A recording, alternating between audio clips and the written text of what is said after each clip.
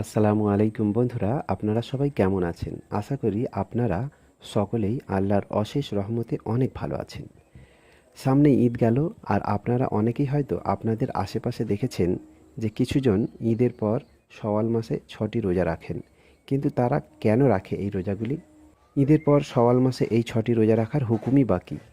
এই রোজাগুলি রাখা কি ফরজ? এই রোজা রাখার ফজিলতই বা কী? আসুন এই সব প্রশ্নগুলির উত্তর জেনে নেব আজকের এই ভিডিওটিতে। তাই আপনাদের অনুরোধ করব ভিডিওটি স্কিপ না করে শেষ পর্যন্ত দেখুন। তো চলুন বন্ধুরা, ভিডিওটি শুরু করা যাক। রমজানের সিয়াম পালনের পর শাওয়াল মাসে 6টি রোজা রাখার সুন্নতে মুস্তাহাব, ফরজ নয়।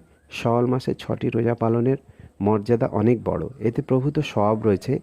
যে ব্যক্তি এই রোজাগুলো পালন করবে সে যেন গোটা বছর রোজা রাখলো। এ বিষয়ে রসুলুল্লাহ সাল্লাল্লাহু আলাইহি ওয়াসাল্লাম হতে সহিহ হাদিসে বর্ণিত হয়েছে।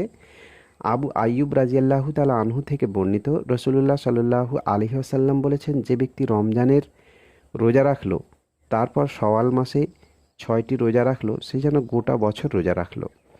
এই হাদিসকে নবী করিম সাল্লাল্লাহু আলাইহি ওয়াসাল্লাম অন্য বাণী দিয়ে ব্যাখ্যা করেছেন। তিনি বলেন, যে ব্যক্তি ঈদ উল ফিতরের পরে 6 দিন রোজা রাখবে সে যেন গোটা বছর রোজা রাখলো। অন্য বর্ণনাতে আছে, যে ব্যক্তি রমজান মাসের রোজা রাখলো আল্লাহ তাকে 10 মাস রোজা রাখার সমান নেকি দান করবে।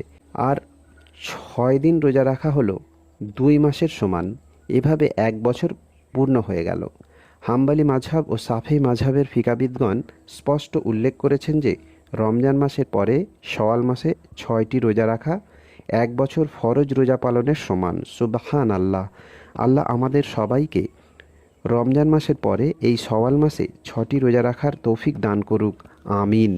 তো আজকের ভিডিওটি এতটুকুই। দেখা হবে পরের ভিডিওতে ইনশাআল্লাহ। আসসালামু আলাইকুম ওয়া রাহমাতুল্লাহ।